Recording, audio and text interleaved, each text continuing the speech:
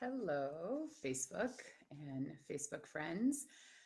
I am coming from NeuroCollaborative. My name is Claire McLean. I'm a physical therapist and I specialize working with people who have Parkinson's and other neurologic conditions.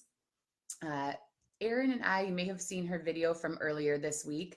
We wanted to put out a few videos covering some topics that we see discussed a lot, and we have a lot of questions about as we really try to build a community of neurophysical therapists online where we can share information and questions and discussion. And one of the questions that comes up a lot is people who are interested in possibly doing a residency. So in case you're not familiar, in physical therapy, as we go to grad school for physical therapy, we graduate for the most part usually as generalists, where you're ready to go out and kind of work with any population and learn more on the job skills. And if you really want to specialize in an area, there's still a lot to learn after PT school, but you're kind of prepared to start working with any population. But residencies are available. They're not required, but they're available if you want to specialize in a certain area. So there are many different specialties that you can go into: orthopedics, sports, geriatrics, pediatrics, women's health, and then neurologic physical therapy. And so we have a lot of people who are interested in doing a residency and trying to decide if it's the right thing for them. And so we wanted to talk about that a little bit tonight. I did do a residency myself. Which is actually more than 10 years ago now. I did a residency. I graduated from PT school in 2007, and I did a residency from 2007 to 2008 at University of Southern California, which has been collaborating with Rancho Los Amigos for many years. And had been doing their residency for a few years before I joined. And another clinical site they had in addition to Rancho was the USC faculty practice. So my year of residence, two of us were at Rancho, and I was actually at the USC faculty practice. So residencies are a way to really propel your career forward, your knowledge, your clinical skills, working with people who have neurologic conditions. Back when I did the residency, there were only a few, but now there are many more available all across the country in different settings. Typically they are associated with either rehab hospitals, bigger hospitals and teaching universities, or universities. In most cases is a teaching component, but there could be residencies that are really more clinical focused. But usually residencies have multiple different aspects to them. There is, I would say, probably all residencies have clinical work as the foundation. And so during my residency, I saw patients 50% of the time or a little bit more than, and carried my own caseload, but then also got quite a bit of mentoring. And so that's probably one of the reasons that a lot of people would be looking at doing a residency, is working possibly with a population they may or may not have had a lot of experience with in school, present in pretty complex ways, and really feeling that you have the experience in the clinic and are prepared to see people and really help them the most you possibly can. So mentoring is a huge piece of residencies. Then we also taught in the physical therapy program at USC. We took classes. We spent time with the neurologists at USC, and then we were responsible for a research project that year, which was pretty flexible. If you had a project you wanted to do, you could do that. You could join other research projects that were happening, and then there was a presentation at the end of the year. So USC's residency is very well rounded. You get experience in a lot of different areas. There are some changes now to that residency. Instead of having your education, what you're learning, be on a weekly basis, they do kind of two concentrated time periods, which is the Neuro Consortium. So that's a little background on my experience with residency. So residency, I have many thoughts and questions for them. So one is, what is your reason for wanting to do a residency? Is it to really move your clinical experience and expertise forward? Is it to teach? Is it to get involved in research? Is it to have mentoring, whether that's clinical or to spend time with neurologists in their office? What is the reason? What is it that you would like to get out of a residency? So I think that's a really important thing to think about. And then there is just the piece of logistics with residencies. There are not residencies in every city or in every town in the US. So is there a residency that is local that you're interested in, or is it something that you would be moving for, and what does that look like? So I think that's a really, obviously a really important piece. Those are probably the two main things to think about first. And then I'll post a blog that I wrote little while ago that really goes into a lot more detail about residencies. And it's something that we are happy to discuss more. If you want to follow us on Neuro, on our page, NeuroCollaborative. And then we also have a Facebook group called NeuroCollaborative Professionals, which I think has about 700 or 800 therapists in there now. And actually we do have a couple other professionals other than just physical therapists as well, but pretty much everybody who specializes in working with people who have neurologic conditions. So it's a great place to come in and ask your questions and read other people's questions and participate and discuss and get answers and hear other people's experience participating in different residencies and what it was like maybe to move for a residency and what it was like to have a residency as your first job compared to maybe going out and working for a little while first and then joining a residency. So there's lots of different ways to do it. And I highly encourage participation in a residency. I think they're wonderful. And I definitely know that I am where I am now with my career because I participated in a residency, and it was a wonderful experience. And I really learned a lot. But we also realize that it's not possible for everyone to do a residency. You may not have one in your town. Moving may not be an option. There's lots of factors that may hold you back from being able to do something that you want to do. So what we'd like to focus on is also all the ways that you can get that type of experience, maybe without going through a formal residency. So that's one of the reasons that it's important to know, what is your reason for wanting to do that residency? Is it mostly clinical mentoring, or is it participation in research or teaching? And maybe identify what that thing is and then seek out that opportunity in your community. So it may be that the whole organized residency isn't something that exists locally for you, but each of the components of the residency are likely things that you can seek out and kind of put into place on your own.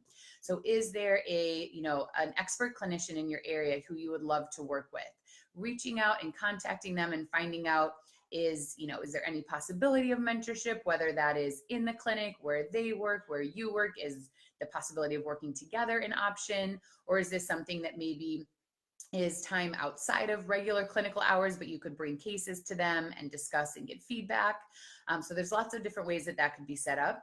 If there is a program near you, looking into possibly teaching in that program, that can be really fun and a really great way to learn and also get some mentorship in that realm in terms of teaching. Then spending time with neurologists, I think, is something that is wonderful to do. You learn so much and really learn how to build those connections so that you can really collaborate and help your patients the most. In your area, where are the neurologists? Are there specialty neurologists, like movement disorder specialists, more general neurologists? Is there someone that you already know or does refer to you? Reach out and see if they're available for you to come spend some time in the clinic with them and learn. It can be as simple as coming in for a couple hours and just observing and spending some time with them.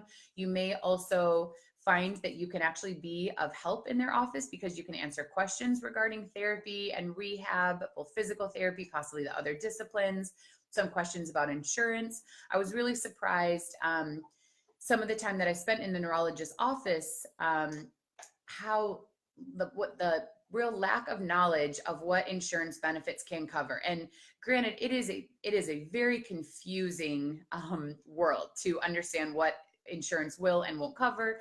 And there can be so many different types of insurances. There's no way to know, what the rule is for all of them.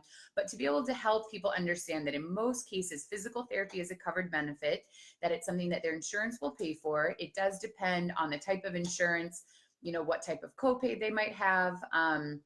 And depends on the type of insurance. If it's something where physical therapy will have to be pre-authorized, like with an HMO, or in many cases, PPOs will have a certain number of visits that are approved.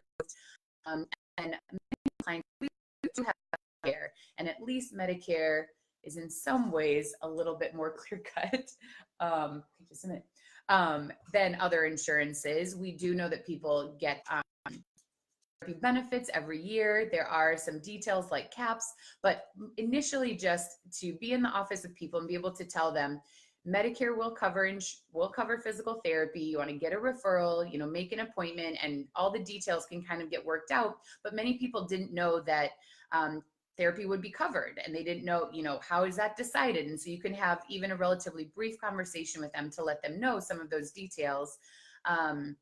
And help more people get to therapy. Because if just confusion or lack of knowledge is the reason they're not coming, that's really unfortunate, when they could really benefit from therapy. So being in a doctor's office, there's so much to learn, how they go through the process of diagnosing people, how they approach treatment. There's so many things to learn. And then I also think we can really be valuable and be helpful in a neurologist's office as well. And then these are types of relationships that if you stay in that community, when you have a good relationship with a neurologist, they will continue to refer to you for years. I was really lucky to get to spend time with the USC neurologist, and they know now that I'm down in Orange County instead of up in LA. I get so many referrals from them, and I'm happy to be a triage. If I'm not really the right person or the best person to see that patient, I can help them find the best place in Orange County. But those neurologists know they can at least refer to me, and they know that I'm going to help people find the right place for them. So spending time with a neurologist is something I would highly recommend. Let's see. So we talked about clinical, teaching, spending time with neurologists, and then research. So is research something that you're interested in participating in? It's great to check again if you have a university that has a physical therapy program near you. They likely will have research going on. And even if there isn't a physical therapy program, if there's a kinesiology program or exercise physiology, other rehab disciplines, or even some, physicians or other healthcare professionals might be doing research that would be applicable for us to help out with. It might be exercise research or therapy, or it might be other types of modalities and interventions, but we possibly could still be a blinded evaluator or help with recruiting. There's many ways that we can be involved in research. And that's also something that I have really enjoyed. Both when I did the residency, I did a case study as my research project. Hello, Tanya. And then after the residency, I've been able to participate in a number of different studies.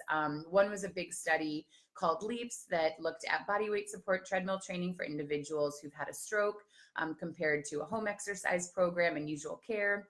I was a blinded evaluator for an upper extremity study of people who'd had a stroke, looking at upper extremity recovery, called eye care. And I was a blinded evaluator for that, whereas I was an intervention therapist for the LEAP study.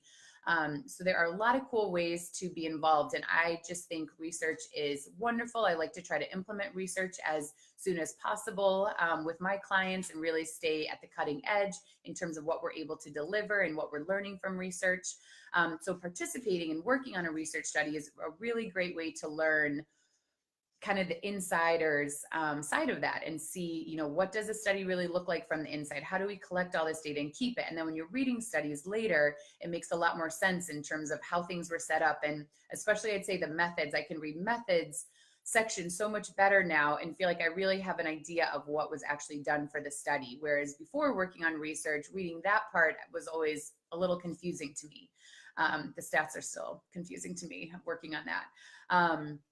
But, there are just so many opportunities to participate in the types of things that residencies offer that in general, if you're interested in participating in a residency, I would highly encourage you to, see what is possible in that area. And then if for some reason that full on, comprehensive year is not something that's an option for you, there are so many other ways to get this experience. And we would love to help you navigate that and figure out some of those options. That's what Erin and I just love, kind of problem solving and being creative and coming up with ideas to help you love your career, move forward in your career, and be really happy with what you're doing. So I'm going to try to keep this Facebook Live brief tonight. 13 minutes is brief for me because, hi, Brian.